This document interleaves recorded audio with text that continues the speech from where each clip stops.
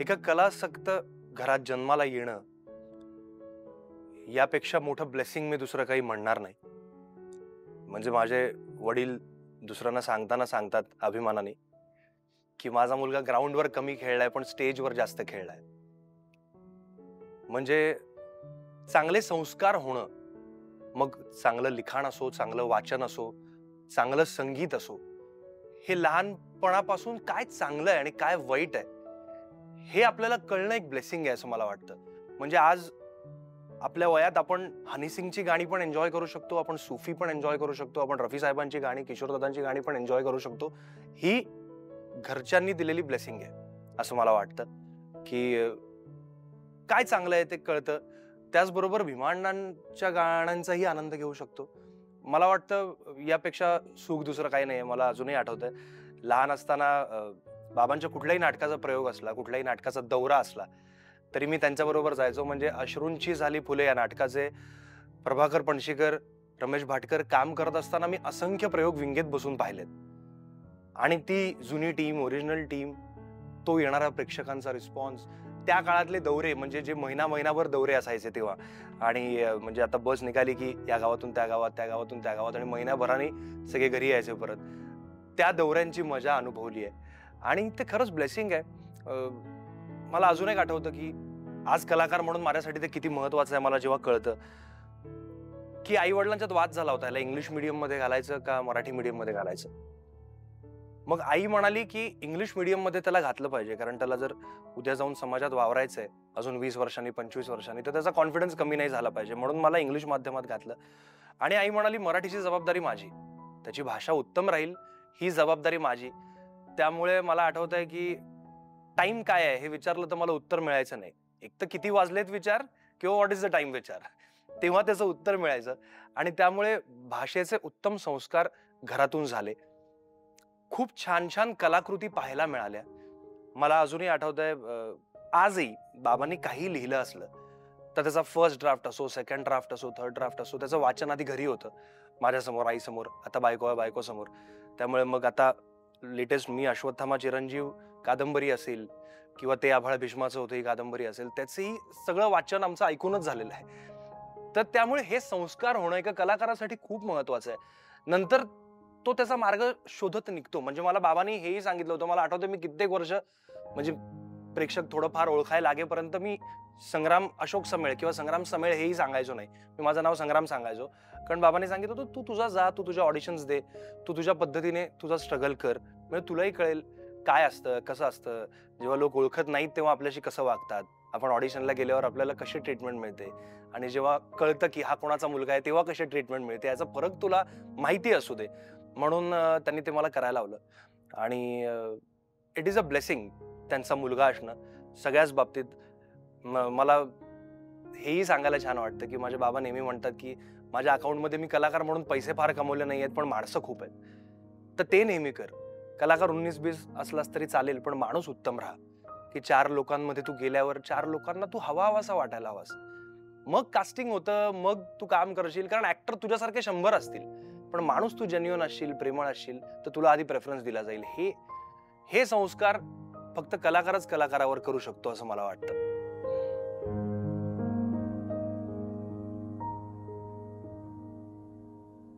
कुसुम मनोहर लेले या नाटकाचेही मी बरेच प्रयोग पाहिलेत. मी विनय काका नाटक बसवत असताना तालमींनाही जायचो. आणि मी खूप छोटा होतो, फार कळत्या वयात नव्हतो. म्हणजे आता फार कळतंय असं नाहीये, पण कसं काम असतं किंवा कसं बसवलं जातं किंवा ब्लॉकिंग काय आहे, या बेसिक गोष्टी तेव्हा कळत नसतात. त्या वयात मी ते नाटक बघितलंय खूपदा आणि त्याचा इम्पॅक्ट अजूनही आहे. म्हणजे गिरीश काका काम करताना, संजय काका काम करताना, सुकन्या मावशी काम करतानाचे ते सीन्स अजूनही डोळ्यासमोर आहेत. आणि त्यानंतर आम्ही केशव मनोहर लेले करायचं ठरलं, तेव्हा मी फारच रॉ होतो. म्हणजे रमेश काका मनोहर लेले करत होते आणि त्यांना सगळ्यांना प्रश्न पडला होता की हा मुलगा कसं काम करणार आहे. पण सगळ्यांनी तेव्हा विश्वास ठेवला आणि खूप तालमी झाल्या. बाळ कर्वे काका होते, शुभांगीताई होत्या नाटकात. आणि तालमीनंतर हळूहळू नाटक उभं राहिलं. तर तेव्हा ना चॅलेंजेस काय असतात आणि आपण एक काय स्वतःसाठी बार सेट केला पाहिजे हे कळायच्या वयात मी नव्हतो. पण ती जाणीव झाली जेव्हा आम्ही परत कुसुम मनोहर लेले केलं नाटक.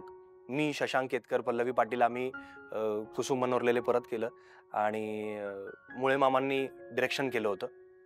आणि ते करताना मात्र चॅलेंजिंग वाटलं, कारण आता आपल्याला माहिती आहे ना की त्यांनी कसं काम केलं होतं आणि आपल्याला आता काय करायचंय, लोकांच्या काय अपेक्षा असतील, हे सगळं माहीत असल्यामुळे ते जास्त चॅलेंजिंग होतं.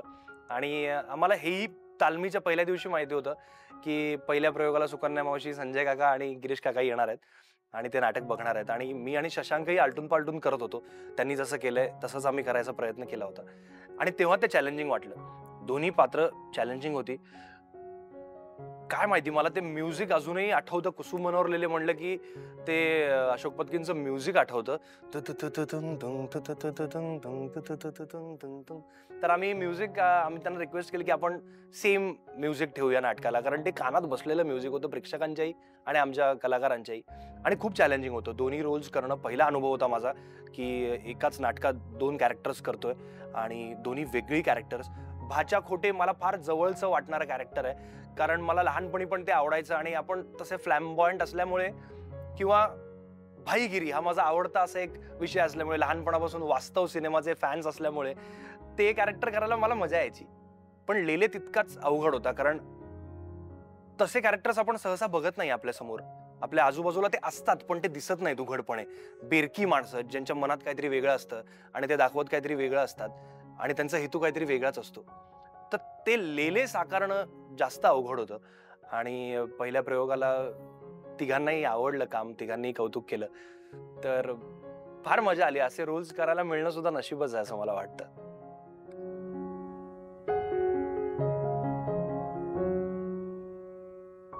मी संन्यस्त ज्वालामुखी नावाचं नाटक करत होतो. स्वामी विवेकानंदांच्या आयुष्यावर ते नाटक होतं आणि आम्ही तेव्हा 40 तासात सलग 11 प्रयोग करून लिम्का रेकॉर्ड केला होता. नॉनस्टॉप बॅक टू बॅक 11 प्रयोग केले होते. म्हणजे बाहेर साधारण ॲम्ब्युलन्स वगैरे उभ्या होत्या तेव्हा, की कोणाला काही झालं तर जमा करायला. माझ्या आईला त्या नाटकापासनं ब्लड प्रेशरचा त्रास सुरू झाला. शेवटच्या 11व्या प्रयोगाला तिला सांगितलं होतं की नका करू तुम्ही, पण तिने केला आणि तिला ब्लड प्रेशरचा त्रास सुरू झाला. बट आम्ही ते पूर्ण केलं. तर त्या 11 प्रयोगांमध्ये एक साधारण 65-70 वर्षाच्या बाई होत्या. त्यांना पार्किन्सन्स आजार होता आणि त्या आल्या आणि प्रयोगानंतर त्यांनी माझे पाय धरले.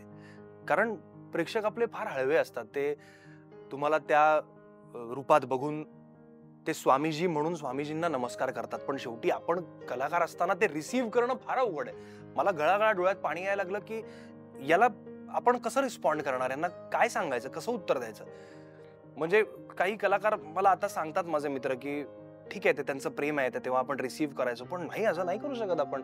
कोणीतरी आपले पाय धरतंय, इतकी वयस्कर व्यक्ती, आणि ते आपले धरत नाहीये हे आपल्याला माहिती आहे की ते त्या व्यक्तिरेखेची धरतायत जी आपण आता काही तास साकारली आहे. तर मी त्यांना नमस्कार केला आणि त्या काहीही बोलल्या नाहीत. त्या फक्त भरलेल्या डोळ्यांनी माझ्याकडे बघत राहिल्या होत्या आणि त्या कुठेतरी 2 तास असलेल्या स्वामीजींना शोधायचा प्रयत्न करत होत्या. आणि तो अनुभव मी कधीही विसरणार नाही, कारण आपल्याला मालिका बघून प्रेक्षक भेटायला येणं वेगळी गोष्ट असते, कारण ते कॅरेक्टर म्हणून आपल्याला भेटायला येतात आणि नाटकात आपल्याला जेव्हा लोक भेटायला येतात तेव्हा त्यांना आपलं नाव माहीत असतं. आपण लाईव्ह त्यांच्याशी बोलतो आणि तो त्यांनी लाईव्ह अनुभव घेतलेला असतो आपल्या परफॉर्मन्सचा. त्यामुळे ते ज्या प्रकारे भारावून येतात, तर तो अनुभव वेगळाच होता. मला वाटतं मला त्या नाटकासाठी कितीही पुरस्कार मिळाले असतील, कितीही कौतुक झालं असेल, तरी ती जी जेन्युइन भावना होती, ज्याचं माझ्याकडे उत्तर नव्हतं काहीच, मी त्यांना थँक्यू तरी कसं म्हणणार त्या सिच्युएशनमध्ये. अशा सिच्युएशनमध्ये मी होतो आणि ते मला आयुष्यभर लक्षात राहील.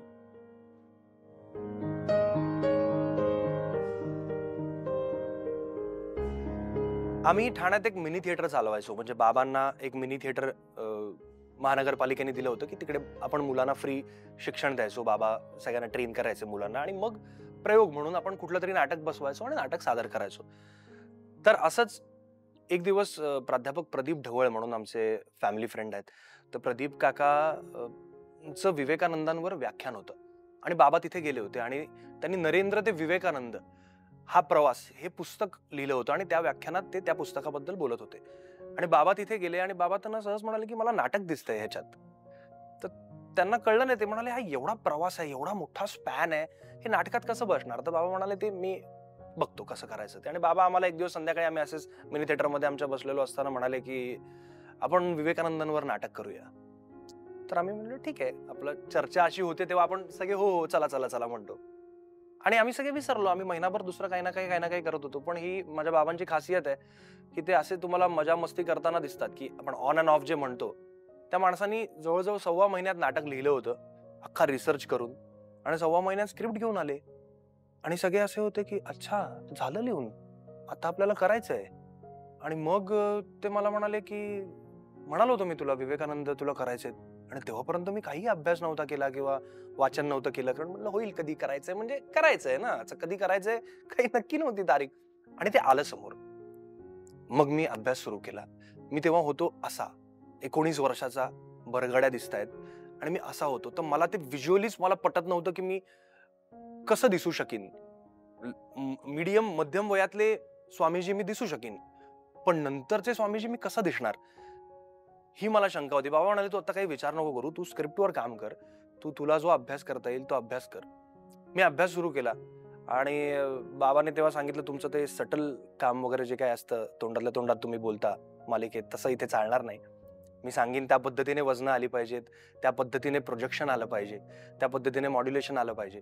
आणि त्यांनी माझ्याकडनं घोकमपट्टी करून एक पॅसेज करून घेतला. कारण त्या नाटकात साधारण 2.25 तास मी बोलायचो आणि एक पॅसेज करून घेतला. मी जसं वाचत गेलो, मला समोर त्यात फार इंटरेस्ट वाटायला लागला. कारण मला ना बरीच वर्ष हा प्रश्न आहे मनात, की आपण माणूस म्हणून आपला पर्पज काय आहे? आणि मी खूप जणांना विचारतो, जेव्हा असं कधी फिलॉसॉफिकल गप्पा होतात कोणाशी, तेव्हा मी विचारतो, की आपला पर्पज काय आहे लाईफमध्ये? की रोज कामावर जायचं, पैसे कमवून आणायचे, खायचं, झोपायचं, आवडीच्या वस्तू घ्यायच्या, दॅट्स इट. त्याच्या पलीकडे आपलं काहीच पर्पज नाहीये लाईफमध्ये. मग आपण काहीतरी ठरवतो, की नाही माझ्या माणसांची मी काळजी घेणं किंवा माझे आई-वडील असतील, त्यांना खुश ठेवणं हा माझा पर्पज आहे. माझी उद्या बायको आहे, तिला खुश ठेवणं हा पर्पज आहे. पण मग तरी ते मी समहाऊ आजही अनसॅटिस्फाईड आहे या उत्तराला, की मला माहित नाहीये माझा पर्पज काय आहे, की उद्या डॉक्टर असतील तर त्यांना माहित असतं मला एखाद्याचा जीव वाचवायचा आहे. एखादा सैनिक लढत असेल तर त्याला माहित असतं तो देशासाठी लढतोय. त्याचं लाईफ सॅक्रिफाईस तो करायला तयार आहे. पण आपलं पर्पज काय आहे? त्याचं उत्तर मला आजही मिळालं नाही. पण मला त्या प्रवासात कुठे थोडी त्याची हिंट मिळायला लागली, की द्वैतापासून अद्वैतापर्यंतचा प्रवास म्हणजे काय? मी पासून त्याच्यात समरस होणं, एकात्म होणं आपण ज्याला म्हणतो, परमेश्वराशी एकरूप होणं म्हणजे काय? तर आपण म्हणतो, की अंतर्मनात डोकावून पाहिलं आपण, जर आपण स्वतःचा शोध घेऊ शकलो, तर आपण त्याच्यापर्यंत पोहोचलो. ही बेसिक लाईन मला तेव्हा समजली, की अध्यात्मात हेच म्हणायचंय, की तुम्ही स्वतःच्या आत डोकावून बघा. त्याचं उत्तर तुम्हाला सगळी उत्तर प्रश्नांची तुमच्या स्वतःच्या आत मिळतील. जे आता आपण रील्समध्ये पाहतो आणि सगळीकडे पाहतो, की तुम्हीच युनिव्हर्स आहात आणि तुम्ही मॅनिफेस्ट करा. सो बेसिकली हे आपल्या अध्यात्मात हजारो वर्षांपूर्वी सांगून ठेवलेलं आहे. आणि विवेकानंदांचा तोच प्रवास होता. रामकृष्ण परमहंसांनी त्यांच्याकडून करून घेतलेला, की त्यांना सडनली स्ट्राईक झालं, की मी हे जे शिक्षण वगैरे घेतलेलं आहे, त्याचा काहीच अर्थ नाहीये. माझा पर्पजच वेगळा आहे. मला आता काही करायचं नाहीये. मला फक्त देवाची पूजा करायची आहे आणि मला अध्यात्मात स्वतःला वाहून द्यायचंय. आणि ते सगळं झाल्यावर ते रामकृष्ण परमहंसांना सांगतात, की मी आता समाधी घ्यायला तयार आहे. तर रामकृष्ण म्हणतात, असं नाहीये, सोपं नाहीये इतकं. तुला खूप कार्य करायचंय. तुझं खूप मोठं योगदान असणार आहे आणि ते दिल्याशिवाय तू समाधी नाही घेऊ शकत.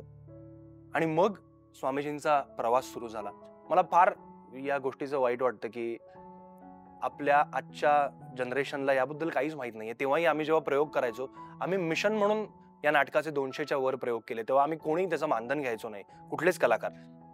आणि मिशन म्हणून करायचो, कॉन्ट्रॅक्ट शोज करायचो. जिथे विवेकानंदांच्या संस्था आहेत तिथे जाऊन करायचो.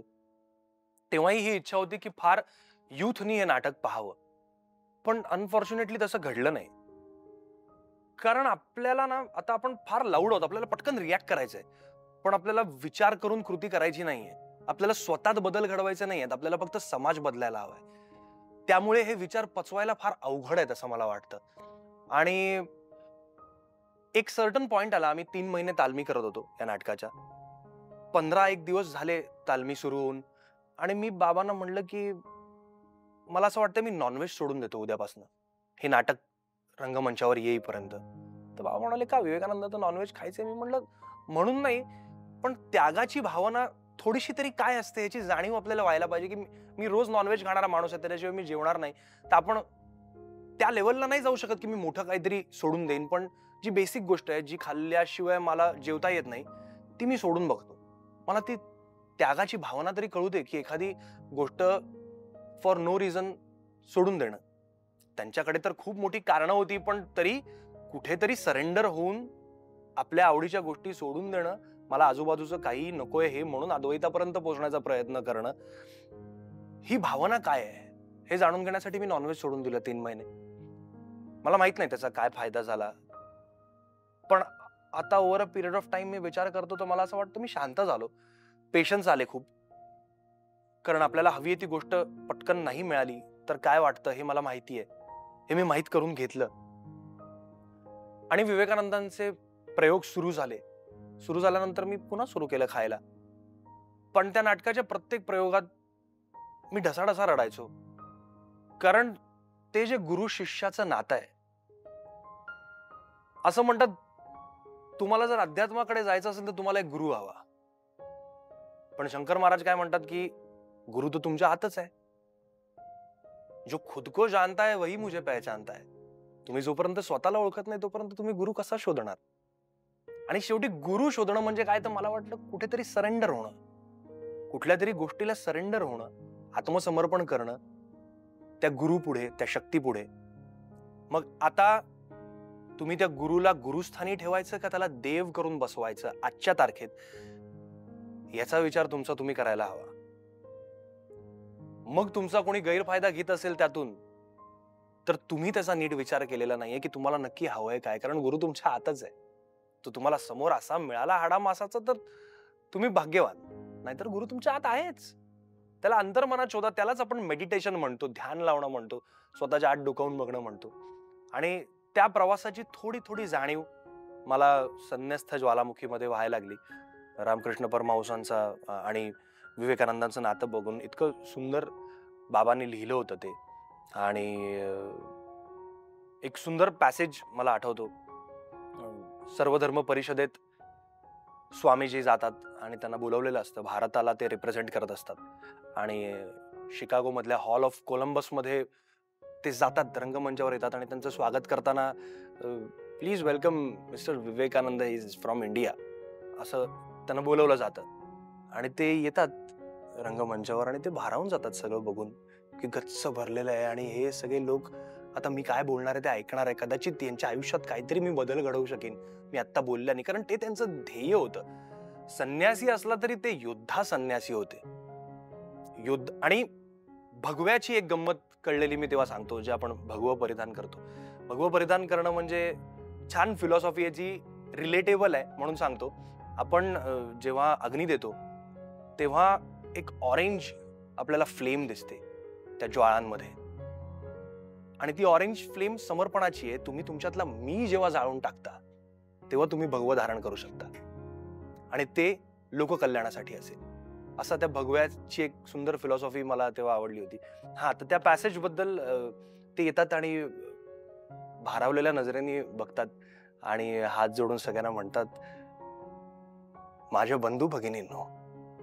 काही रिस्पॉन्स येत नाही, कुसबुस चालू असते, कोणीतरी बोलत असतात. कारण भारतातून कोणीतरी आलंय तिथे, कशाला आपल्याला ऐकायचंय, काय बोलणार आहे. आणि मग त्यांना लक्षात येतं की अच्छा, my sisters and brothers of America. तरी काही रिस्पॉन्स येत नाही आणि तो योद्धा संन्यासी असल्यामुळे my sisters and brothers of America आणि टाळ्यांचा कडकडाट होतो. कारण हे कुणी ऐकलेलं नसतं. लेडीज अँड जेंटलमन ऐकतो आपण, पण my sisters and brothers of America हे म्हणल्यावरती टाळ्यांचा कडकडाट होतो. मी स्वामी विवेकानंद पृथ्वीवरील सगळ्यात प्राचीन अशा वैदिक धर्माच्या वतीनं पृथ्वीवरील या अमेरिका नावाच्या नवीन राष्ट्राचं अभिनंदन करतोय. आमचा हिंदू धर्म दुसऱ्या धर्मांच्या मताविषयी नेहमीच सहिष्णुता धारण करण्याची शिकवण देत आलाय. लक्षावधी हिंदूंच्या महिम्न स्तोत्रात शिवाला उद्देशून म्हणलंय, रुचिनाम वैचित्र्या द्रिजकुटिल नाना पथजुषाम नृणाम एको गम्य स्वमसि पयसा मरणवैव. याचा अर्थ आपल्या रुचींप्रमाणे सरळ किंवा वक्र अशा भिन्न भिन्न मार्गाने लोक तुझी उपासना करतात. पण वेगवेगळ्या ठिकाणी उगम पावणारे पाण्याचे प्रवाह अंती सागरालाच जाऊन मिळतात. त्याचप्रमाणे हे प्रभू, हे सारे मानव अखेर तुझ्याचकडे येणार आहे.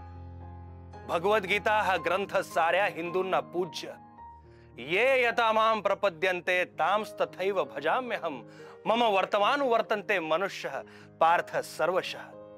याचा अर्थ, हे पार्थ अर्जुना, जो ज्या भावाचा आश्रय घेऊन माझी उपासना करतो त्याच भावाचा आश्रय घेऊन मी त्याच्यावर कृपा करतो. पण शेवटी कोणत्याही भावाचा आश्रय घेतला तरी सारे मानव अखेर माझेच आहेत. ते अखेर माझ्याकडेच येणार आहेत. तेव्हा माझ्या बंधू भगिनींनो, हिंदूंची ही परधर्म सहिष्णुता केवळ वरवरची नाही, तर ती त्यांच्या आचरणात उतरलेली आहे. जे जे आपला धर्म सोडून, आपला देश सोडून पळून जातात, मग ते यहुदी असो, मुसलमान असो, पारसी असो, ते आश्रय भारताचा घेतात आणि आम्ही त्यांना तो आश्रय देतो. अशा महान देशातून मी आलोय याचा मला अभिमान वाटतो. अधिवेशनाच्या प्रारंभी घड्याळाचे 10 टोले झाले. हे 10 टोले जगातील प्रमुख अशा 10 धर्मांचं प्रतीक आहेत. मला अशी उत्कट आशा वाटते की या परिषदेच्या सन्मानार्थ झालेला हा घंटानाद सर्व प्रकारचं धर्मवेड, धर्माच्या नावाखाली शस्त्राचा किंवा लेखणीच्या साह्याने केला जाणारा सारा छळ आणि माणसातील एकाच ध्येयाकडे जात असलेली असहिष्णुता, जातीभेद, धर्मभेद या सगळ्यांची मृत्यू घंटा ठरेल. आणि या परिषदेनंतर सगळ्या धर्मांमध्ये प्रेम, बंधुभाव जागृत होण्यास आरंभ होईल. एवढं बोलून मी माझं भाषण संपवतो. धन्यवाद. असे अनेक पॅसेजेस होते आणि सगळ्यात कमाल तर या नाटकाचा एंड होता. स्वामीजी पुन्हा त्यांच्या घरी जातात, त्यांच्या आईला भेटायला, आणि तो सीन आम्ही आजही आठवला, आजही वाचला तरी डोळ्यात पाणी येतं. कारण तेव्हा त्यांच्या घरी काही राहिलं नव्हतं. सगळं पैसा सगळं गेलं होतं आणि खायला प्यायलाही ददात होती, अशी परिस्थिती होती.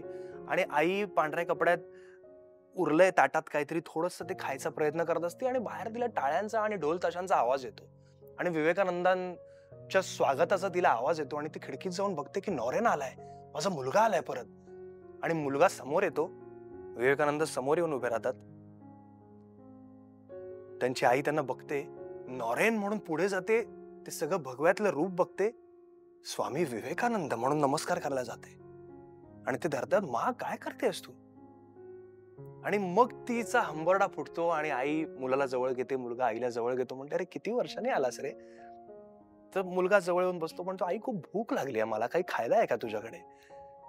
तर तिला असं होतं की काय देऊ आता याला, घरी खायलाही काही नाहीये, मुलगा इतक्या महिन्यांनी इतक्या वर्षांनी आलाय, त्याला मी काय खायला देऊ? आणि तिच्या पानात उष्टी शेंग दिसते स्वामीजींना. स्वामीजी म्हणतात ती उष्टी शेंग आहे ना, ती दे खायला. तर आई एकदम खजील होते की अरे, कारण कुठेतरी तिला विवेकानंद दिसतायत समोर. तर ते म्हणतात दे ग मा, दे, तुझी उष्टी शेंग आहे ना, दे. आणि मग स्वामीजी खातात उष्टी शेंग, बसतात आईच्या पायाशी, हे काढून बाजूला ठेवतात, आईच्या मांडीवर डोकं ठेवतात. आईला म्हणतात अजून बरीच कामं बाकी आहेत ग मा, कॅलेंडरवर कुठेतरी लिहून ठेव, 4 जुलै 1902 माझ्या महासमाधीचा दिवस आहे. आई ते ऐकते, थोडा वेळ शांत बसते आणि मग म्हणते असू दे रे, विवेकानंद कधीच मरत नाहीत, मरणार नाहीत. जोपर्यंत हा भारत देश आहे, हा हिंदू धर्म आहे, तोपर्यंत विवेकानंद अमर आहेत. आणि म्हणते तू जा, बरीच कामं आहेत ना, इथे कुठे रडत बसतोस, मी म्हातारी जगीन माझं काय, ते तुला बरीच कामं आहेत, तू निघ. आणि ते पुन्हा डोक्यावर घालतात आणि मग मी फ्रंटला यायचो स्टेजवर, आई मागे असायची आणि स्पॉटलाइट मध्ये ती पोज घेऊन उभा राहायचो. So wonderful memories. आता परत असं आम्ही म्हणतो मध्ये मध्ये की ते नाटक करूया, परत आता हिंदीत करूया, काय माहिती, तेव्हा जे एकदा झालेलं असतं ते पुन्हा होईलच याची काही गॅरंटी नाही. होईल तर कदाचित अजून चांगलं होईल.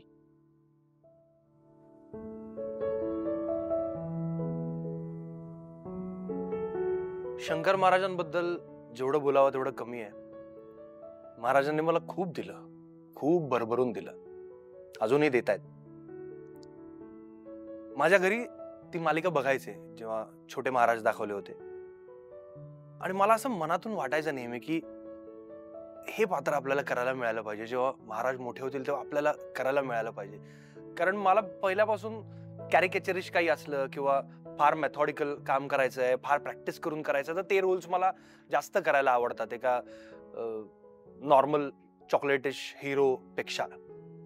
तर मला जेव्हा कळलं, मला समीर काळभोरने फोन करून सांगितलं की संग्राम काय करतोय तू सध्या. म्हणलं काही नाही. समीर तेव्हा स्क्रीन प्ले डायलॉग्स लिहायचा. तर मी म्हटलं काही नाही करत आहे. म्हणे असं असं महाराज आता मोठे दाखवणार होता मी, तर तू एक फोन कर निर्मात्यांना. तर मी फोन केला संजय झणकरांना. त्यांच्याबरोबर मी आधी बाप माणूस नावाची मालिका करत होतो. तर म्हटलं सर असं असं नाही. माझं तेव्हा त्यांच्याशी बोलणंच झालं नाही. आणि 15 दिवस 20 दिवस होऊन गेले, तर मला वाटलं झालं असेल कास्टिंग मे बी, किंवा सर बिझी असतील. 15-20 दिवसांनी मला त्यांचा फोन आला की संग्रामजी मला माहिती आहे तुम्ही का फोन केला होता, माझ्या लक्षात आहे, मी तुम्हाला करतो फोन. म्हटलं ठीक आहे. त्यानंतर परत महिना 1.5 महिना निघून गेला. मला वाटलं आता झालं असेल कास्टिंग. मग अचानक एक दिवस मेसेज आला की ऑडिशन पाठव. आणि पॅसेज होता छोटा, तर मी तोपर्यंत काहीच वाचलं नव्हतं. आणि मी थोडासा अभ्यास केला जुजबी, काय कसं काय काय आहे काय नाही, की ऑडिशन पुरतं तरी आपल्याला माहित असावं काय एक्सपेक्टेड आहे. कारण असं काही ब्रीफ आपल्याकडे पटकन समोरून असं देत नाही की कसा हवंय कॅरेक्टर किंवा काय. तर मी पाठवली ऑडिशन. मग परत काही नाही 20-25 दिवस. मला परत वाटलं कास्टिंग झालं असेल. मग मग फोन आला एकदा की नाही नाही आता थोडे असे बदल करून पाठव. आणि मग सगळी प्रोसेस जरा फास्टर सुरू झाली की असं असं झालंय, असं झालंय, आवडलंय, तू आपण कास्ट करतोय, नाशिकमध्ये शूट आहे. तर नाशिकमध्ये शूट आहे म्हणल्यावर आधी पोटात गोळा आला. कारण मी आणि माझी बायको माझ्या आजी बरोबर आम्ही घरी राहतो. आणि म्हणजे आम्ही आता साधारण 12 नंतरही घराबाहेर राहत नाही दोघं, कारण आम्ही तिला सांभाळतो, आजीला सांभाळतो. आणि मला असं झालं की नाशिकला कम्प्लिटली जायचं शूटसाठी. आणि मी आधी आउटडोरचे सगळे शो सोडले होते. आणि कारण बाहेर होतं आणि घरी नाही थांबता येणार. तर मला बायको म्हणाली की नाही तू गेलं पाहिजेस, या रोलसाठी तू गेलं पाहिजेस. तर मी म्हटलं अगं कसं शक्य आहे, मी घरापासून लांब राहून मी दिवसभर आता बाहेर असलो तरी मी 10 वेळा घरी फोन करत असतो, आई वडिलांना करत असतो, बायकोला करत असतो की काय कुठे. मग लहानपणापासून ती शिस्त आहे आमच्या घरी की आपण घरातली माणसं काय करतोय हे एकमेकांना माहित नाही असं होता कामा नये. आपल्याला माहिती पाहिजे की आता आता जेवलाय बाबा, किंवा आता काय जेवलाय, आता कुठे चाललाय, झोपलाय, जागा आहे, हे माहित असलं पाहिजे. त्यामुळे मी सतत टचमध्ये असतो. असं असताना मी शूटिंगसाठी कुठेतरी बाहेर जायचं, तर तिने मला प्रेशराईज करून तयार केलं की नाही तू करायला पाहिजेस. मला समाऊ गट फिलिंग आहे. म्हणजे मला खरंच हे सांगायला छान वाटतं की माझी बायको आल्यापासनं, श्रद्धा आल्यापासनं मी चूजी झालो कामांच्या बाबतीत. नाहीतर मला लहानपणापासून असं माहित होतं की बाबांनी माझ्या सांगितलं होतं, त्यांच्या काळात तसं होतं की काम आलं तर सोडायचं नाही, काम मला नाही म्हणू नकोस. तर त्यामुळे मी जे काम येईल ते घ्यायचो. मग ते शोज जर वर्षभर चालले, 2-2, 3-3 वर्ष चालले, तर मग असं कळायचं की अरे आपलं लीड करायचं वय निघून चाललंय, आपण 2-2, 3-3 वर्ष एकाच शो मध्ये अडकून राहिलोय. पण तरी मी तसं करत राहायचो. मला आवडायचं, कारण शूटिंग आलं कुठलंही आलं तरी मी असं कधीच हे नव्हतं की मला हिरोच करायचंय. मला असं असायचं की मला छान काम करायचंय.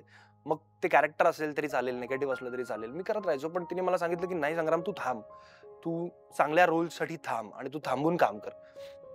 तर असंच मी तारा राणी केली होती मालिका, ती थांबून केली होती. आणि असंच ती म्हणले की भले नाशिक असेल तू जा. मी कशी मनाची तयारी केली. मी घरी जाऊन सांगितलं, घरचेही म्हणाले तू जा, गेलं पाहिजेस. आणि नाशिकला मी गेलो. नाशिकला गेलो आणि तो सेट कमाल होता. तिथे सेटवर मठ होता, महाराजांचा मठ त्यांनी तयार केला होता, शंकर महाराजांचा. आणि मी आस्तिक आहे, पण मी त्याचा अवडंबर माजवणारा नाहीये. म्हणजे संध्याकाळी कुठेतरी आरती होत असेल आणि त्याच वेळेला माझ्या मित्राचं डोकं दुखत असेल तर मी ते चेपून देईन. मी नाही आरतीला जाऊन उभा राहणार, कारण मला वाटतंय की इथे देव आहे. मी काहीतरी मनापासून जे चांगलं करतोय त्या कृतीत देव आहे. या सिंपल भावना माझ्या आहेत. त्यामुळे मी असं फार वाहून देणारा, किंवा आता मी महाराजांची भूमिका करतोय तर मी आता स्वतःला वाहूनच दिलं आणि महाराजांचे सगळे नियम फॉलो करायला लागलो, असं नाहीये. मी काय योग्य आहे काय अयोग्य आहे याचा विचार करून मी एखादी गोष्ट फॉलो करतो. त्यामुळे मी आधी गेलो तर म्हटलं अच्छा अरे बाबा ओके मठ आहे, छान, नमस्कार वगैरे केला. श्रद्धेने आपण करतो, सगळे करतात, नमस्कार केला. आणि बाळकृष्ण तिडके हे गोष्ट लिहायचे तेव्हा मालिकेची. आणि त्यांनी माझ्याकडनं महाराजांचे हावभाव, ते कसे बोलतील, कसे चालतील, कसे बसतील, याचा आम्ही 2 दिवस खोलीत स्वतःला बंद करून घेतलं. जे काही कॉस्ट्युम्स आले होते थोडेफार, जे अप्रूव्ड नव्हते तरी आम्ही ते घालून बसायचो. आणि मग मी महाराजांच्या पोज मध्ये बसायचो. मग आम्ही 2-4 वॉकचे व्हेरिएशन्स केले की कसा वॉक असावा, की ते नॅचरल कसं होईल, सटल कसं होईल. मग जर एक पाय लांब, त्यांचा एक पाय लांब होता, त्यामुळे तो एक पाय वाकायचा ऑड, आणि ते अष्टवक्र होते, म्हणजे 8 ठिकाणून वाकलेले होते. त्यामुळे मग ते अष्टावक्र दिसलं पाहिजे, ते इझिली दिसलं पाहिजे, बसताना वगैरे ते खूप कॅज्युअली झालं पाहिजे. ह्याच्यासाठी आम्ही खूप तास असे बसून राहायचो. आधी कमरेला रग लागायची, पाय दुखायचा. आता मला रिअलाइज होतं की आता मला एक लिगामेंट इंजुरी झाली, आता मी डाईव्ह केलं तेव्हा. तर त्याचं कारण हे होतं की मी हा गुडघा बेंड करून मी वर्षभर चालत होतो, आणि तेव्हा तो गुडघा दुखायचा, पण असं वाटायचं की नाही आपण ऑड चालतोय म्हणून दुखतोय तो.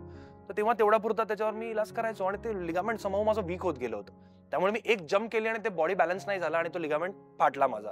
तर आता मी असं म्हणतो की महाराजांनी पाय घेतलाय तर तेच देतील परत बरा करून. तर ती प्रॅक्टिस आम्ही 2 दिवस 12-12, 13-13 तास खोलीत बंद करून करत बसायचो. खाताना पण तसाच खायचो. मला कोणी बोलवलं तरी मी तसाच बघायचो, बसायचो तसाच. कारण हे अंगवळणी पडणं गरजेचं होतं. ते कॅरिकेचर पूर्ण उभं राहणं, ते दिसणं आधी जेव्हा पहिला प्रोमो येईल ते गरजेचं होतं. कारण संग्राम सम्मेलनाला असं कुणीच बघितलं नव्हतं, किंवा मला बरेच कॉल्स असे आले आपल्या इंडस्ट्रीतले की तू अरे वाटत नाहीयेस प्रोमो, तू आहेस. तुझ्याकडे बघून असं आम्हाला, म्हणजे आम्ही नाव व्हिज्युअलाइज केलं असं की संग्राम ही भूमिका करतोय, तर आम्हाला वाटलं असं नाही यार, संग्राम कसा करेल हा रोल. त्याचं सगळं श्रेय बाळकृष्ण तिडकेंना जातं. त्यांनी माझ्याकडनं ते सगळं करून घेतलं. मग आला लुक. मग लुक मध्ये खूप बदल करून, वेगवेगळं काय काय करून, इथे डोळ्याखाली लाल केलेलं असायचं, या भुवया वाढवलेल्या असायच्या, केस त्याप्रमाणे हेअरकट करून विस्कटलेले होते, दाढी वाढवली होती मी. मला त्यात काही फार आर्टिफिशियल करायचं नव्हतं, म्हणून मी दाढी वाढवली होती, केस वाढवले होते, की जेवढं असेल तेवढं मला कामात लक्ष देता यावं. कारण पाठांतर खूप असायचं, खूप सीन्स असायचे, खूप पाठांतर असायचं, ज्ञानेश्वरीतल्या ओव्या असायच्या, आणि त्यासाठी मला जास्त वेळ देणं गरजेचं वाटायचं तेव्हा. ना की लुक, मेकअप, टचअप. मी दिवसभर काही करायचो नाही. मी एकदा सकाळी स्वतःचा स्वतः अख्खा गेटअप करायचो आणि निघालो की निघालो. मग मी पुन्हा मेकअप टचअप मध्ये वेळ घालवायचो नाही. कुठेतरी कोपऱ्यात स्क्रिप्ट घेऊन वाचत बसायचो. तो प्रवास जसा सुरू होत गेला, तर माझा जो प्रश्न होता की आपल्या लाईफला काय पर्पज आहे, हा मला प्रश्न पुन्हा नव्याने पडायला लागला. स्वामींच्या लाईन्स मी लिहिल्या होत्या तेव्हा महाराजांच्या, आणि त्यांनी म्हणलेल्या ओळी मी लिहून काढल्या होत्या. आणि आपण मेथड ऍक्टिंग मध्ये एक कॅरेक्टर स्केच काढतो ना, जसं आता मी तर समजा आता माझी मालिका सुरू आहे, मुलगी पसंत आहे, त्यात मी श्रेयस सरनाईक करतोय, तर श्रेयस सरनाईकची रास काय असेल, त्याचे कॅरेक्टरिस्टिक्स काय असतील, स्वभाव धर्म गुणधर्म काय असतील, तर हे कसं लिहिणार, शंकर महाराजांना तुम्ही कुठल्या मापात बसवणार, कॅरेक्टर स्केच कसं काढणार या माणसाचं. तर म्हणून मी त्यांनी ज्या म्हणलेल्या ओळी आहेत, मैं कैलाश का रहने वाला, मेरा नाम है शंकर, दुनिया को समझाने आया, कर ले कुछ अपना घर, ये दुनिया में कई रंग है, ये रंग निराला है, पाया ना भेद किसने, ये गहरा ही गहरा है, मुझे वही जानता है जो खुद को समझता है, कुर्बान करीब ही दौलत, फिर भी सवाल अधूरा है, समझे तो समझ ले वरना बाद में पछताना है, हमारा क्या बिगड़ता है, इसमें तेरा ही नुकसान है, लिखी पत्थर की दीवारों पर सुन्ना की लकीरें, वक्त आने पर याद होंगे हमारे ही फवारे. या त्यांच्या ओळी मी लिहून काढल्या आणि मी सारखं वाचून त्यात महाराजांना शोधायचा प्रयत्न करत राहिलो. मी त्यांचा फोटो घेऊन डोळ्यात बघत बसायचो, खूप वेळ असं बघत बसायचो की काय आहे या डोळ्यात ज्यात आपण हरवतो, काय आहे या डोळ्यात ज्याची प्रसंगी भीती वाटते, काय आहे या डोळ्यात की आपल्याला बघत राहावं असं वाटतं, श्रद्धाही तेव्हाच वाटते, भीतीही तेव्हाच वाटते, आपुलकी वाटते, असं काय आहे या डोळ्यात. हे मी कंटिन्युअस त्यांच्या सगळ्या फोटोज कडे बघत बसायचो. आणि मग थोडंसं आम्ही लुक वाईज ते करायचा प्रयत्न केला होता. डोळे असे, आता आयब्रोज मला फार करावे लागतात, पण तेव्हा त्या अशा असायच्या आणि ते डोळे असे असायचे. तर तो भाव दिसला की नाही माहित नाही, उतरला की नाही माहित नाही, पण त्याची प्रोसेस अशी होती आणि फार मजा आली ही सगळी प्रोसेस करताना. नंतर मला जाणवायला लागले की आपण ज्या मठात सुरुवातीला कॅज्युअली नमस्कार केला होता, सगळे करतायत म्हणून, तिथे मी जाऊन बसायचो एकटा बराच वेळ, एकटाच गप्पा मारायचो महाराजांची. मी अजूनही तसा फार अंधश्रद्धाळू आहे असं म्हणणार नाही की मी महाराजांची मालिका केली म्हणून मी रोज धनकवडीलाच जाऊन सारखा मी फुल नारळ चढवून येईन असं नाही. मला वाटतं मी कोणाची तरी आता मदत केली, कोणाला तरी भूक लागली असेल, मी त्याला खायला घेऊन गेलो, तर ती सेवा आहे महाराजांची. महाराजांची तीच शिकवण आहे की तुम्ही माणसातला देव शोधा. देवदेव करत बसाल तर त्याला काही अर्थ नाहीये. देव तुमच्या आतच आहे आणि त्याला तुम्ही शोधू शकलात तर तुम्ही मला शोधाल, मग मी तुमच्या पाठीशी आहेच. कारण त्यांचं म्हणणंच आहे, मी पाठीशी आहेच, तू आत डोकावून बघ, तू स्वतःला ओळखलंस तर मी आहेच पाठीशी, टेन्शन घेऊ नको. आणि याची प्रचिती मला आजही येते. मला प्रत्येक वेळी असं वाटतं की आहेत, ते बघतील, टेन्शन नाही घ्यायचं. आणि कॅरेक्टर म्हणून आपण जर विचार केला, महाराज एवढे मोठे होते, पण त्यांचे काही काही प्रसंग कमाल आहेत की आधी मी समोरच्याचा उतरवायचे कसा, याचे प्रसंग इतके एक एक कमाल आहेत. कधी कोणी असं भरजरी कपडे बिपडे घालून आले, सांगायचे कपडे काढा, मला दे मला. हातात अंगठ्या घालून बसायचे. काही लोकांना त्या अंगठ्या दिसायच्या, काही लोकांना दिसायच्या नाही. ते होते नवग्रह. नवग्रह मुठीत घेऊन बसायचे. पण तुझी नजर सोन्यावर असेल तर तुला ते दिसेल. लोक म्हणतात त्यांच्या खिशात दारूची क्वार्टर असायची, पण तुझ्या मनात पाप असेल तर तुला ती दारू लागायची, मनात देव असेल तर ते नारळ पाणी लागायचं.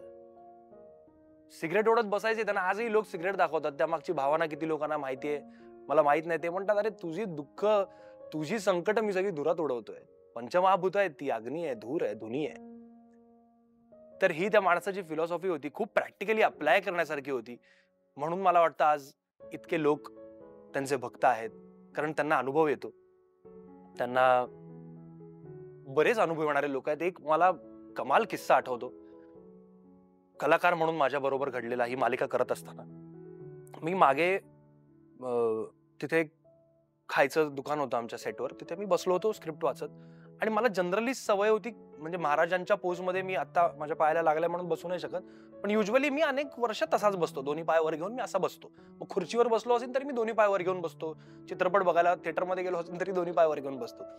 तर मी तसा बसलो होतो, गेटअप मध्ये होतो, अख्खा सीनच्या मध्ये वेळ होता. आणि एक काका 40-50 वर्षाचे स्कूटरवर आले आणि त्यांनी मला लांबून बघितलं आणि चालती स्कूटर सोडून दिली त्यांनी. आणि बाबा बाबा बाबा म्हणून ते आले जवळ आणि लोटांगण घातलं त्यांनी डायरेक्ट. आणि मी शॉक्ड होतो की हे काय करतायत. आणि ते स्कूटर सोडून आले होते, त्यांची स्कूटर पडली चालू स्कूटर आणि ते आले. मी त्यांना उचललं, म्हणलं काका काका या. तेव्हा मला माहित होतं की लोकांची काय भावना आहे आणि लोक आपल्याकडे कशा दृष्टीने बघतात. कारण खूप लोक भेटायला यायचे, खूप लोक कधी कधी नुसते सकाळी गप्पा मारायला यायचे. आणि मला इन जनरल माणसांची आवड असल्यामुळे मी मारायचो गप्पा, की सकाळी ऑफिसला जाता जाता कोणीतरी सेटवरती यायचं की महाराज कुठे आहेत, आणि बसून थोड्या गप्पा मारायचे, काय कसं चाललंय शूटिंग, काय नाही काय नाही, तुमच्याशी भेटून बोलून निघालं की बरं वाटतं. तर मलाही बरं वाटायचं. तर तसं ते काका आले, तर मी त्यांना खूप वेळ मिठी मारली. ते थरथरत होते, प्रचंड थरथरत होते ते. मी त्यांना बसवलं, पाणी मागवलं, साखर दिली त्यांना खायला. आणि मी त्यांना विचारलं, म्हणलं काका तुम्हाला बीपीचा त्रास आहे का. तर त्यांना ते माझ्यात महाराजांना बघत असल्यामुळे म्हणाले, तुम्हाला कसं कळलं महाराज. तर म्हणलं नाही हो, तुम्ही थरथरताय म्हणून मी म्हणलं बीपीचा त्रास आहे का तुम्हाला, तर तुम्ही शांत व्हा, रिलॅक्स व्हा. आणि ते त्यांच्या फॅमिलीला घेऊन आले होते. तर ते फॅमिलीला हाक मारायला लागले, बाबा इथे बसलेत, बाबा इथे बसलेत, या या या. आणि मग ते सगळे घरचे आले आणि ते माझ्याकडे असेच बघत बसले होते काका, कंटिन्युअस असे बघत होते. तर मी त्यांच्याशी बोलत होतो आणि मग ते मला महाराजांचे त्यांना कसे अनुभव आलेत हे सांगत होते. आणि हे सांगताना ते माझा उल्लेख महाराज म्हणून करत होते की बाबा तुमच्या देवळात मी गेलो होतो, तुम्ही तिथे मला असं असं करून दिलं, तुमच्यामुळे माझं हे झालं. ते माझ्याशी तसे बोलत होते. त्यांना वाटत होतं हे शंकर महाराज आहेत आणि मी शंकर महाराजांना भेटलोय.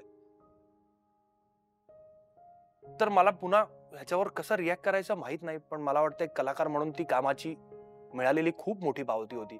मला खूपदा व्हायचं, कारण शंकर महाराज करताना असंख्य लोक, असंख्य महाराजांचे भक्त नमस्कार करायला यायचे. मी गुडघ्यावर बसायचो. खूप गर्दी जमा झाली की मी डायरेक्ट गुडघ्यावरच बसायचो. किंवा मी प्रमोशनला कुठे गेलो, स्वामींच्या मठात वगैरे गेलो, तर ते तसं करायचे. मी सगळ्यांना सांगायचो की प्लीज तसं करायला लावू नका. मग मी गुडघ्यावर बसून राहायचो सगळ्यांचे हात धरत.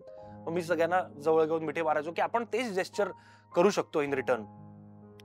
आणि मग मी हळूहळू सुरू केलं. मी जायचो, भेटून झालं, त्या मठात जायचो महाराजांच्या, घ्या सगळं घेऊन टाका, हे नमस्कार तुम्हाला आले ते घेऊन टाका, मला काय नको बाबा तुमचं, ठेवा तुम्हाला. असं मी बोलायचो महाराजांशी, कारण माझ्या नजरेतले महाराज असंच बोलत असतील. काय रे काय नमस्कार घेतो काय, मोठा झाला का तू, चल घेऊन इकडे नमस्कार तुझे सगळे, माझ्यासाठी आहेत ते. तर म्हणून ते महाराजांना सगळे अर्पण करायचो की बाबा हे तुमचे आहे, ते मला काही नको यातलं. पण एक कलाकार म्हणून त्यांनी मला जे काही दिलं भरभरून दिलं. मी अनेकदा असंच मनात आलं म्हणून काहीतरी मागितलंय आणि तेही मला मिळालंय. मला लहानपणापासून साईबाबांचं आकर्षण होतं आणि मी साईबाबांचं लहानपणापासून करतो. आता मी करतो म्हणजे मी मनापासून नमस्कार करतो. म्हणून मी शिर्डीला जाऊन तिथे पैसे देऊन ते लाईनीत जुगाड करून नेतात तसं मी काही करणार नाही. किंवा मी लाईन लावून कधी देवळात उभं राहणार नाही. शंकर महाराज करतानाचा एक कमाल किस्सा मला सांगावासा वाटतो. आम्ही आषाढीच्या दिवशी पंढरपुरात होतो प्रमोशनसाठी आणि आषाढीच्या दिवशी यावर्षी मला वाटतं फक्त मुख्यमंत्र्यांना आत अलाउड होतं.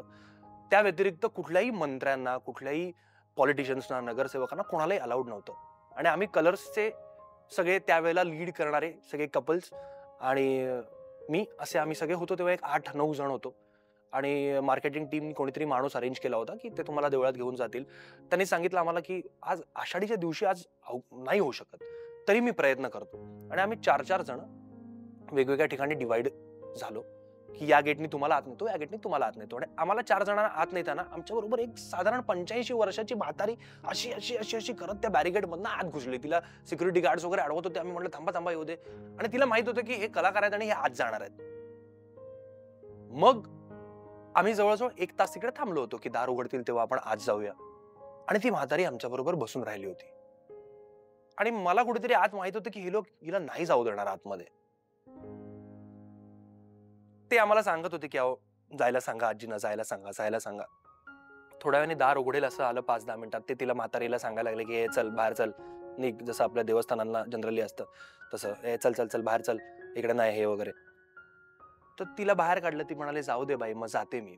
बाहेर पडली ती बाहेर पडली. तर मी खूप विचित्र त्या बाबतीत असल्यामुळे मी निघालो बाहेर पटकन. त्या बॅरिकेड्स मधनं मी बाहेर पडलो एकटा. आषाढीला सिक्युरिटी नाही, काही नाही, बाहेर पडलो. आणि मला हे सगळे सांगतात की अरे तुला आजच्या दिवशी दर्शन मिळणार आहे. तर मला मनातून असं वाटलं की मी असं काय केलंय मी की जी बाई पांडुरंगाच्या दर्शनासाठी पायपीट करत कुठून तरी आली आहे, तिला आज दर्शन नाही मिळू शकत आहे. तर मी असं काय एवढं मोठं केलंय की मला थेट जाऊन दर्शन मिळावं. तर मी निघालो, वारीत एकटाच निघालो भरकडल्यासारखा. मला काही रस्ता माहित नव्हता, आम्ही कुठून आलो मला काही लक्षात नव्हतं, कारण आम्ही खूप ताफ्याबरोबर आलो होतो. आणि मी निघालो. कुठल्याही तंबूत कीर्तन चालू असेल असं दिसलं तिथे मी जाऊन बसायचो. रॅन्डम तंबूत मी कीर्तन ऐकत बसत होतो. पाऊस सुरू झाला आणि मला प्रसन्न वाटत होतं, छान वाटत होतं. मला वाटलं की हेच दर्शन आहे. मी घरी फोन केला, म्हटलं बाबा असं असं झालं रे. म्हटलं दर्शन नाही घेऊ शकलो, पण घरच्यांनाही छान वाटत होतं की तू दर्शन घेणार आहे. म्हटलं दर्शन नाही घेऊ शकलो रे, असा असा किस्सा झाला. असं तर म्हणाले अरे पांडुरंग तर तुला भेटून गेला वेड्या. आज रुक्मिणीलाही दर्शन नसतं, तिला आज जाता नाही आलं, ती तुला दर्शन घेऊन गेली. तर ही जाणीव मला वाटतं शंकर महाराजांची मालिका करताना, मला महाराजांच्या जवळ पोचण्याचा प्रयत्न करताना माणसातला देव शोधण्याची भावना माझ्यात निर्माण झाली, जो मी आजही शोधतो. त्यात मला समाधान मिळतं. कोणासाठी निस्वार्थ भावनेने काहीतरी करणं, छोटंसं जेस्चर का असेना, आपल्याला खिशाला जेवढं परवडेल, तब्येतीला परवडेल तेवढं एखाद्यासाठी आपण सहज करू शकतो. आणि त्यात जे समाधान मिळतं मला वाटतं तीच पूजा आहे, तीच आरती आहे, तेच सगळं आहे. मला वाटतं त्याच्या पलीकडे तुम्ही रोज देवाला फुलं वाहा किंवा त्याची पूजा करा किंवा उपवास तपास करा, या भावनेचा मी नाहीये. मला वाटतं तुम्ही 4 माणसांची छान बोललात, छान गप्पा मारल्या, आनंद पसरवलात, तर तोच देव आहे.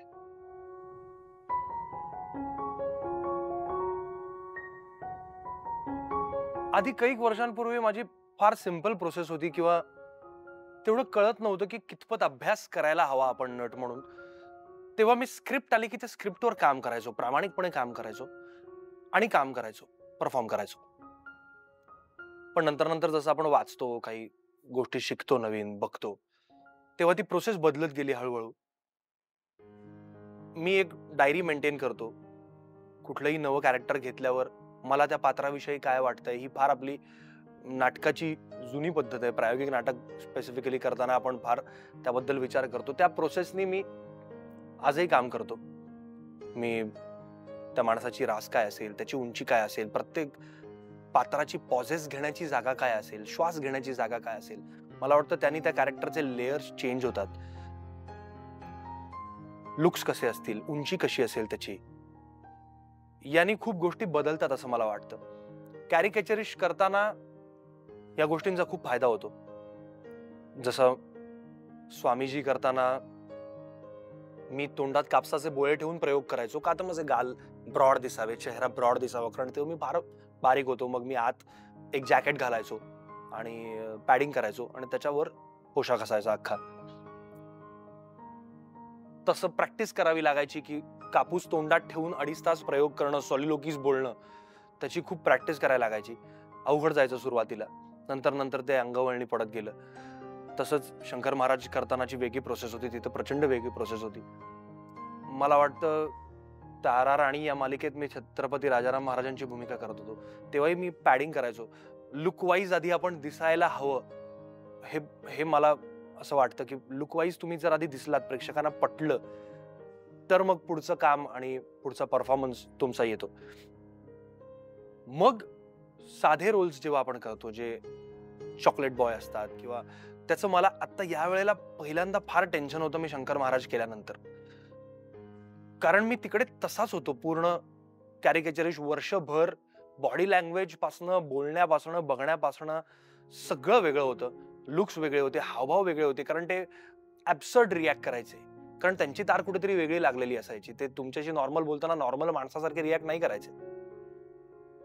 ते कित्येकदा समोरच्यांना वाटेल की हा माणूस वेडा आहे, इतपत ॲब्सर्ड असायचं. कारण त्यांचं संभाषण कुठेतरी वेगळीकडे चालू असायचं. ते समजण्याची आपली कुवत नाही.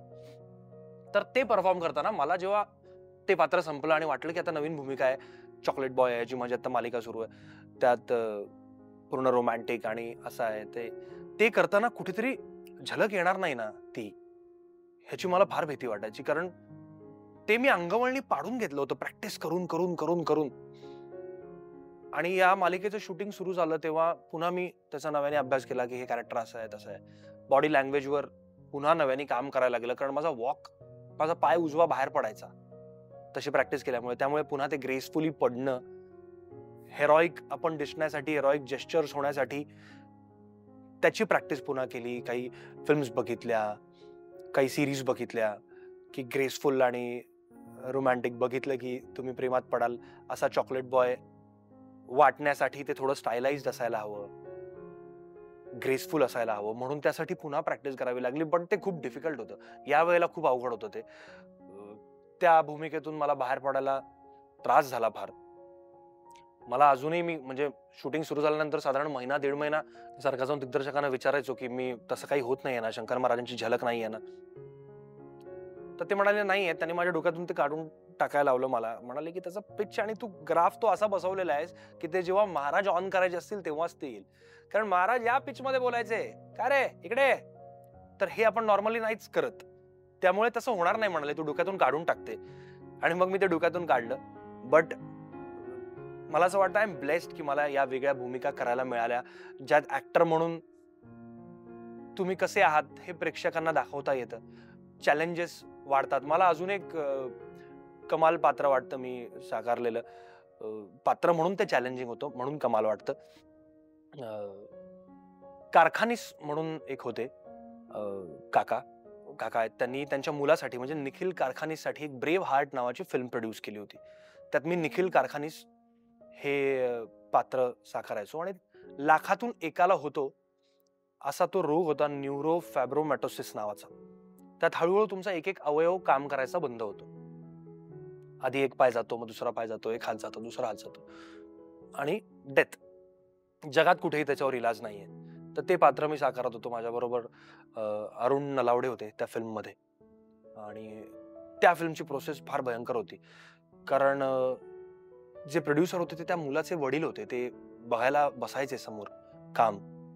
आणि त्यांनी म्हणजे मुलाला शू करायला नेताना पण वॉशरूमला नेताना खांद्यावरून नेलेलं आहे. आणि त्या वडिलांनी एकट्याने त्या मुलाचं सगळं केलं होतं त्याच्या शेवटापर्यंत. तर ती प्रोसेस फार अवघड होती. मी बराच वेळ व्हीलचेअरवर फिरायचो, बराच वेळ काठी घेऊन चालायचा प्रयत्न करायचो.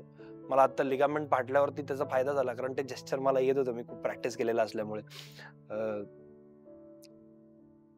मग आपला हात जर हळूहळू काम करायचा बंद झाला, हा एक हात, तर काय करायला लागेल? जर आता या हातात माझ्या ताकदच नाही आणि हा मला प्रत्येक वेळेला उचलून काहीतरी करावं लागतंय, लॅपटॉपवर काम करावं लागतंय किंवा फक्त बोटं चालतायत, मनगट चालत नाहीये किंवा हे नाही चालत आहे, तर फक्त बोटं चालतायत, तर ते डिटेलिंग कसं दाखवता येईल? छोट्या छोट्या गोष्टी असतात की आपल्याला हाताला घाम येत असतो पण आपण सारखं असं करत असतो किंवा असं करत असतो, हे त्या माणसाला कदाचित नसेल करता येत. मग आम्ही हाताला क्रीम लावायचो जेव्हा हाताचे क्लोजअप्स असायचे तेव्हा, की थोडं ते स्टिकी दिसावं, ऑइली दिसावं, की बोटं फक्त चालतायत, बाकी हात बंद नाही होत आहे.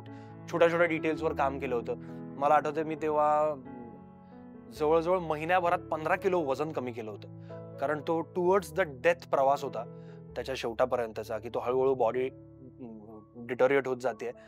तो प्रवास होता आणि मी कार्ब्स, प्रोटीन्स करत करत बॉइल्ड वरनं लिक्विड असं करत मी साधारण 7 ते 8 दिवस शेवटचे लिक्विड डाएटवर होतो पूर्णपणे.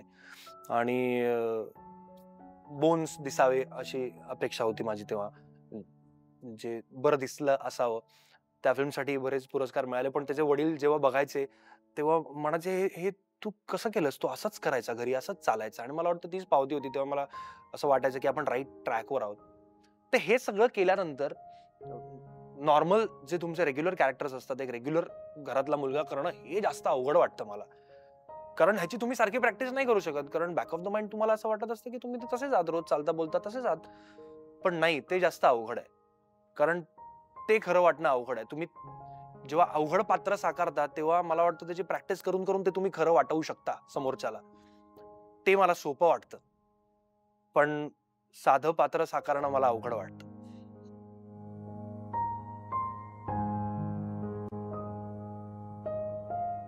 निश्चितच बाकी आहेत. मी असं खूप दिवस मॅनिफेस्ट करतोय की नेटफ्लिक्सवर माझी सिरीज येते आणि मी ती बघतोय. मला ऍक्च्युअली गँगस्टर टाईप मध्ये काहीतरी करायचंय. कारण मी ना अनिल कपूरांचा एक इंटरव्यू बघितला होता. त्यांना विचारलं होतं की तुम्ही हे कसं छान करता वगैरे. ते म्हणाले, सब लोग मुझे पूछते हैं कि आप ये ऐसे गुंडागर्दी वाले रोल कैसे कर लेते हो. तो मैं करता नहीं हूँ, मैं वैसा हूँ, हम लोग ने वो जिया है. तर माझी बॉडी लँग्वेज आणि माझं मॅनरिझम तसंच आहे पहिल्यापासून. कारण आमच्या शाळेत मला वाटतं आम्हाला गुंडगिरीच्या व्यतिरिक्त फार काही असं दुसरं शिकवलं नाही. कारण तशीच सगळी मुलं अवतीभोवती होती. त्यातून आमची वाट आम्ही घरच्यांच्या मदतीने काढत काढत इथपर्यंत आलो. आणि त्यामुळे ते बॉडी लँग्वेज मध्ये तसं आहे. म्हणजे आधी मला लोक ओळखून कधी बघितलं, नवीन नवीन जेव्हा लोक ओळखायला लागतात आणि बघतात तेव्हा मला असं वाटतं, क्या देख रहा है रे, हा असं काय बघतोय आपल्याकडे, असं मला वाटायचं तेव्हा. तर मला वाटतं तसा रोल आला तर मी त्याला बऱ्यापैकी चांगलं असं जस्टिस देऊ शकेन असं वाटतं. मी फार मनापासून करीन आणि नॅचरली करीन. सो तसा एक ड्रीम रोल आहे माझा.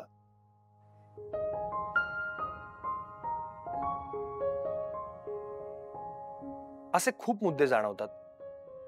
मला असं वाटतं टेलिव्हिजन बद्दल स्पेसिफिकली जर बोलायचं झालं तर टेलिव्हिजनच्या मागची सगळी यंत्रणा कॉर्पोरेट झाली. पण कलाकार अजूनही प्रायोगिक लेवललाच काम करतायत. कितीही वाजता येतात, कितीही वाजता घरी जातात, कितीही वाजता जेवतात. तिकडे काम करणारी माणसं फारच ग्राउंड लेवलला अजूनही काम करतायत जसं ते आधीही काम करत होते. बाकी सगळं कॉर्पोरेट झाल्यामुळे, बिझनेस ओरिएंटेड झाल्यामुळे त्यांना सगळं फास्ट हवंय. आपण गोष्टी बदलतो, लोकांच्या चांगल्या प्रतिक्रिया नाही आल्या, टीआरपी चांगला नसेल तर त्याप्रमाणे गोष्टी बदलायला लागतात. कारण शेवटी तो बिझनेस आहे, तो त्यांना रन करायचा आहे. त्यांना त्याच्यावर जाहिराती नाही मिळाल्या तर त्यांचा त्या शो चालवून तो काही फायदा नाही आहे. एखादा शो जेव्हा आपण बघतो, प्रेक्षक बघतात, तेव्हा जाहिराती येतात, स्पॉन्सर्स येतात आणि त्यातून चॅनलला पैसे मिळतात. सो त्यासाठी त्यांना सतत गोष्टीत चेंजेस करत राहावे लागतात. मग ते चेंजेस लास्ट मोमेंट करावे लागतात. त्यामुळे फार बँक आपण जी म्हणतो की खूप एपिसोड शूट करून ठेवले, तसं करता येत नाही टेलिव्हिजनला. तसं करता येत नसल्यामुळे राऊंड द क्लॉक काम करत राहावं लागतं. मग तुम्ही कितीतरी रोमॅन्टिक किंवा फ्रेश मूडवाले सीन्स पहाटे 3 वाजता केलेले असतात शूट, जे तुम्ही कारण नाही देऊ शकत प्रेक्षकांना की मी 3 वाजता शूट केलं म्हणून माझा चेहरा सुजलाय किंवा माझे डोळे सुजलेत किंवा माझं डोकं दुखतंय. कितीदा तरी काही काही पर्सनल गोष्टी अशा असतात. म्हणजे माझे मित्र मला म्हणतात की तुमचं मस्त आहे रे, तुमचं सिरियलवाल्यांचं. तर मी एकदा एका दोघांना नेऊन बसवलं फक्त सेटवर. बसला 12 तास. मग म्हटलं, भाई कुठेही घेऊन चल, मला परत शूटिंगला नको घेऊन जाऊ. तर म्हटलं, हे तू फक्त 1 दिवस बसलायस, आम्हाला पीएफ नाही, मेडिकल लिव्ह नाही, कसलाही इन्शुरन्स नाही. जसं आता माझा पाय तुटलाय, उद्या मी प्रोडक्शनकडे मागितलं तर मला त्याचे पैसे मिळतील, पण त्याचा कुठलाही इन्शुरन्स ना त्यांनी केलेला आहे ना मी केलेला आहे. मी आज जिथे काम करतोय, मी ऍक्शन सिक्वेन्स शूट करताना माझ्या पायाला इंजुरी झाली. तर या सुविधा अजूनही कलाकारांसाठी उपलब्ध नाहीयेत. तुम्हाला पर्सनल काही प्रॉब्लेम झाला असेल तर आपण ऑफिसमध्ये सुट्टी टाकू शकतो की आज मी नाही येते, कारण तुम्हाला ठराविक लिव्ह दिलेले असतात. इथे तुम्हाला 1 महिना आधी सांगायला लागतं. मग मला कितीतरी किस्से असे माहिती आहेत की लोक नाकातलं रक्त पुसत क्लोजला उभे आहेत संग्राम साळवी मला वाटतं देवयानी मालिकेचं शूट करताना नाकातलं रक्त पुसत तो क्लोजला उभा राहायचा. शर्मिष्ठा राऊतचा मला किस्सा माहितीये, तिला मागून असं सपोर्ट देऊन क्लोजला उभं केलेलं आहे. मला आठवतंय मी माझा पहिला साखरपुडा झाला होता आणि तो साखरपुडा काही कारणांनी मोडला. तर त्या दिवशी मी पुढच्या पाऊलच्या सेटवर डान्स सिक्वेन्स शूट करत होतो. मी असे खूप इन्सिडेंट्स होत राहतात प्रत्येक कलाकाराच्या आयुष्यात, ह्याच्यापेक्षा खूप भयानक किस्से होत राहतात. आणि त्यासाठी काही सोयी सुविधा नाही आहेत. त्यासाठी कोणी आवाज उठवू नाही शकत, कारण सगळे घाबरतात की मला काम नाही मिळालं तर, मी एकटाच बोललो, माझ्या बाजूने कोणी बोललो नाही तर. या सगळ्या गोष्टींसाठी काहीतरी सिस्टीम असायला हवी असं मला वाटतं. जसं चॅनलला 2 दिवस आधी एपिसोड नाही गेला तर ते फाईन लावतात. त्यामुळे तुम्हाला काही करून त्यांना 2 दिवस आधी एपिसोड द्यावाच लागतो. ते त्यांच्या वेळच्या वेळी सगळं चाललंय, त्यांची यंत्रणा वेळच्या वेळी आहे. पण तिकडे काम करणाऱ्या लोकांसाठी काहीतरी सिस्टीम असायला हवी. ती काय असेल हे नाही माहित, पण ठराविक वेळा असाव्या असं वाटतं, ठराविक जेवणाच्या वेळा असाव्यात असं वाटतं, काही ठराविक सुट्ट्या असाव्या. कारण मला वाटतं इंडस्ट्रीत काम करणाऱ्या, टेलिव्हिजन इंडस्ट्रीमध्ये काम करणाऱ्या कोणालाच पर्सनल लाईफ नसतंच. कारण जर गणपती असेल तर तुम्हाला सिरियलमध्ये गणपतीचं शूटिंग असतं, त्यामुळे तुमच्या घरच्या गणपतीसाठी तुम्हाला रडून रडून सुट्ट्या मागायला लागतात. ती सुट्टी तुम्ही मागितलेली असली तर मग तुम्हाला आदल्या दिवशी डे नाईट करावं लागतं शूटिंग, म्हणजे तुमच्या घरच्या गणपतीला तुम्ही झोपेतच आरती करताय. सो मला वाटतं या सिच्युएशन्स बदलायला हव्यात. खूप वर्ष झाली आता. खरं तर काय त्याच्यावर कोण पुढाकार घेणार आणि कोण त्यासाठी फाईट करणार आणि कोण त्याला या सगळ्याला एक चांगली सिस्टीम बांधणार हे नाही सांगतायत, पण बदल व्हायला पाहिजेत असं वाटतं.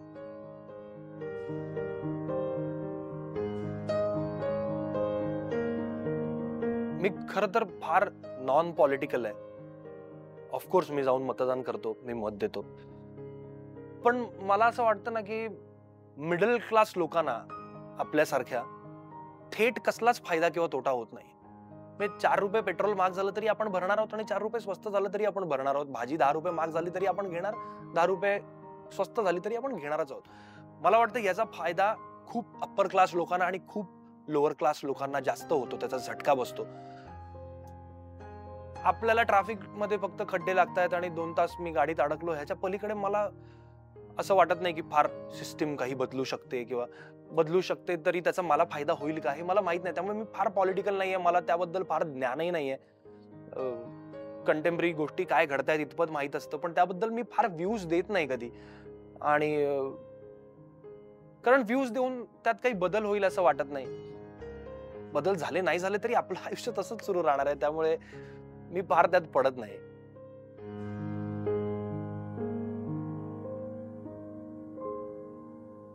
मला वाटतं सहकलाकार म्हणजे समवयस्कर असं मी आता सांगत नाही. जर समवयस्कर सांगायला गेलं तर मला बऱ्याच मित्रांकडनं हे शिकायला आवडेल की ऍक्टर म्हणून कसं राहायचं, कारण ते मला जमत नाही अजिबात. मी कुठेही बॉक्सर घालून, साधा टी शर्ट घालून भाजी आणायला जातो बाहेर आणि लोकांनी ओळखलं तर मला त्याच्यात लाज नाही वाटत. पण मला आता बरेच जण सांगतात की तुझा ऑरा कॅरी केला पाहिजेस, की तू ऍक्टर आहेस, कुठे गेला की वाटलं पाहिजे अरे कोई तो आया आहे. तर तसं मला नाही जमत. मला असं वाटतं की मी काम करत राहीन, कन्सिस्टंटली काम करत राहीन आणि ते लोकांना आवडेल आणि त्याचं कौतुक व्हावं, ना की माझ्या पर्सनॅलिटीचं किंवा मी कसा स्वतःला कॅरी करतोय याचं. मला वाटतं माझ्या कामात मी स्वतःला कसा कॅरी करतो हे महत्वाचं आहे. पण तरी काय माहित, काळाने पुढे जर गरज पडायला लागली, जसं मी आता सोशल मीडियावर अजिबात ऍक्टिव्ह नसतो. खरं तर त्याची गरज आहे, म्हणजे मी वेडा आहे, मी नसतो ऍक्टिव्ह, कारण मला कंटाळा येतो. मला वाटतं पर्सनल लाईफ का शेअर करावी, किंवा का मी असं स्वतःचे सारखे रील्स नाचून वगैरे टाकावे. मला वाटतं की काहीतरी कला मी जर सादर करत असेल प्रेक्षकांसमोर तर मी करीन. पण मला वाटतं जर काळानुसार ते माझ्यात आणायची गरज पडली तर ते मला माझ्या समवयस्कर कलाकारांकडनं शिकायला आवडेल. बाकी आता माझ्या बरोबर हर्षदाताई आहेत. हर्षदाताई, मृणाल देशपांडे, अभिजित केळकर हा आमचा पुढचं पाऊल मालिकेचा ग्रुप आहे.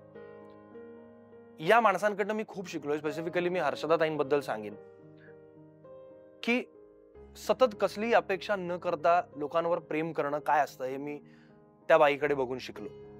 आपण एकीकडे जातो तेव्हा सगळ्या लोकांना आपलंसं कसं करून घेणं, सगळ्यांना धरून कसं ठेवणं, कोणी आपले लाईट डिपार्टमेंट मधले असतील, स्पॉट डिपार्टमेंट मधले असतील, सेटिंग डिपार्टमेंट मधले असतील, त्यांना सगळ्यांबद्दल माहिती असते. तुम्हाला कधी मदत लागली तर ती बाई किती वाजता तिथे पोहोचलेली असते. तुम्ही असं म्हणजे आम्ही हर्षदा ताईला प्रेमाने जिनी नाव ठेवलंय, की असं आपल्या आपसूक आपण कधी बोलून गेलो, की "अरे यार, गोड खावंसं वाटतंय." तर थोड्या वेळाने तुमच्या मेकअप रूममध्ये गोड आलेलं असतं. केक्स मागवलेले असतात. असं कोणासाठी? कोणासाठीही त्याच्या बदल्यात काही कधी अपेक्षा न करता. ही जी भावना आहे आणि मला त्यांनी एक कमाल गोष्ट सांगितली, जी मला नेहमी असं मी लक्षात ठेवतो, की प्रेम तुम्ही करता एखाद्या व्यक्तीवर तेव्हा ते निरपेक्ष भावनेने करा. प्रत्येक नात्याची एक एक्सपायरी डेट असते. पण तुम्ही जर निस्वार्थ भावनेने एखाद्या नात्यावर, एखाद्या व्यक्तीवर प्रेम करत असाल, तर ते कधी एक्सपायर होत नाही. पण तुमचे एक्सपेक्टेशन्स असतील तर तुम्ही एक्सपेक्ट करत राहताच. मग त्याला प्रेम नाही म्हणू शकत. सो तुम्ही करत राहा एखाद्यासाठी. करत राहा, कारण तुमचं प्रेम आहे ना, तुम्हाला मजा येते करायला. सो तुम्ही करत राहा. ही तिची फिलॉसॉफी मी नेहमी मला लक्षात आहे आणि मला आवडते आणि मला त्यांना फॉलो करायला माणूस म्हणून खूप आवडतं, कारण मी त्यांच्याकडनं असंख्य गोष्टी शिकलोय कित्येक वर्षामध्ये. So thank you.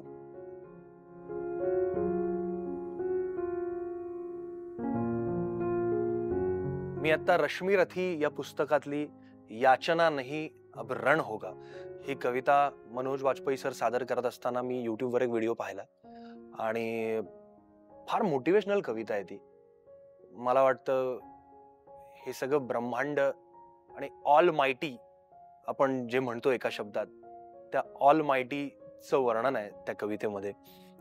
तो प्रसंग असा आहे की पांडव वनवासातनं परत आलेत आणि परत आल्यावर भगवान श्रीकृष्ण जातात कौरवांकडे याचना करायला, की आपण मैत्री करूया आणि काही थोडंफार आम्हाला द्या, आम्ही त्यात आनंदाने राहू, उगाच प्रॉब्लेम्स क्रिएट करू नका. पण ते ऐकत नाहीत आणि ते श्रीकृष्णाला बंदी करायला निघतात. तेव्हा काय होतं, भगवान श्रीकृष्ण त्यांचं विराट रूप दाखवतात आणि तो प्रसंग अख्खा त्या कवितेत आहे. दिनकर साहेबांची ती कविता आहे.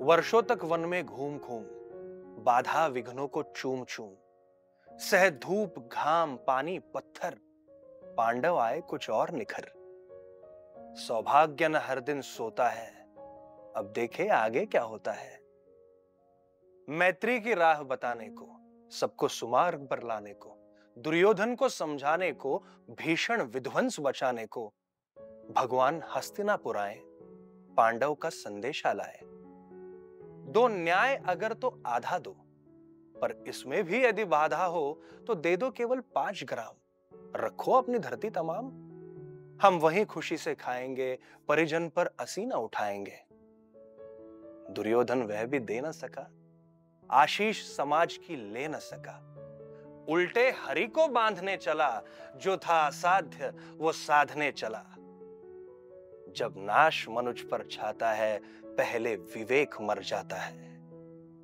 हरि ने भीषण हुंकार किया अपना स्वरूप विस्तार किया डगमग डगमग दिग्गज डोले भगवान कुपित होकर बोले जंजीर बढ़ाकर बांध मुझे हाँ हाँ दुर्योधन बांध मुझे ये देख गगन मुझ में लय है ये देख पवन मुझ में लय है मुझ में विलीन झनकार सकल मुझ में लय है संसार सकल अमृतव फूलता है मुझ में संहार झूलता है मुझ में उदयाचल मेरा दीप्त भाल भूमंडल वक्ष स्थल विशाल बुझ परिधि बंध को घेरे हैं मैनाक मेरु पग मेरे हैं दीप्ते जो ग्रह नक्षत्र निखर सब है मेरे मुख के अंदर दृग हो तो दृश्य आकांड देख मुझ में सारा ब्रह्मांड देख चर अचर जीव जग क्षर अक्षर नश्वर मनुष्य सृजाति अमर शतकोटि सूर्य शतकोटि चंद्र शतकोटि सरित सर सिंधु मंद्र शतकोटि विष्णु ब्रह्मा महेश शतकोटि विष्णु जलपति धनेश शतकोटि रुद्र शतकोटि काल शतकोटि दंडधर लोकपाल जंजीर बढ़ाकर साधिने हाँ हाँ दुर्योधन बांधिने भूलोक अतल पाताल देख गत और अनागत काल देख ये देख जगत का आदि सृजन ये देख महाभारत का रण मृतकों से पटी हुई भू है पहचान इसमें कहां तू है अंबर में कुंतल जाल देख पद के नीचे पाताल देख मुट्ठी में तीनों काल देख मेरा स्वरूप विकराल देख सब जन्म मुझी से पाते हैं फिर लौट मुझी में आते हैं जिह्वा से करती ज्वाल सघन, सांसों से पाता जन्म पवन, पड़ जाती मेरी दृष्टि जिधर, हंसने लगती है सृष्टि उधर। मैं जब ही मूंदता हूं लोचन, छा जाता चारों ओर मरण। बांधने मुझे तू आया है, जंजीर बड़ी क्या लाया है। यदि मुझे बांधना चाहे मन, तो पहले बांध अनंत गगन। सुने को साध न सकता है, वो मुझे बांध कब सकता है। हित वचन नहीं तूने माना, मैत्री का मूल्य न पहचाना, तो ले मैं भी अब जाता हूं, अंतिम संकल्प सुनाता हूं। याचना नहीं अब रण होगा, जीवन जय या कि मरण होगा। टकराएंगे नक्षत्र निखर, बरसेगी भू पर वहमी प्रखर। फण शेष नाग का डोलेगा, विकराल काल मुख खोलेगा। दुर्योधन रण ऐसा होगा, फिर कभी नहीं जैसा होगा। भाई भाई से टूटेंगे, विष बाण बूंद से छूटेंगे। वायस श्रृंगाल सुख लूटेंगे, दुर्भाग्य मनुज के फूटेंगे। आखिर तू भूषाई होगा, हिंसा का परदाई होगा। थी सभा सन, सब लोग डरे, चुप थे या थे बेहोश पड़े। केवल दो नर नाघाते थे, धृतराष्ट्र विदुर सुख पाते थे। कर जोड़ खड़े प्रमुदित निर्भय, दोनों पुकारते जय जय जय जय जय जय।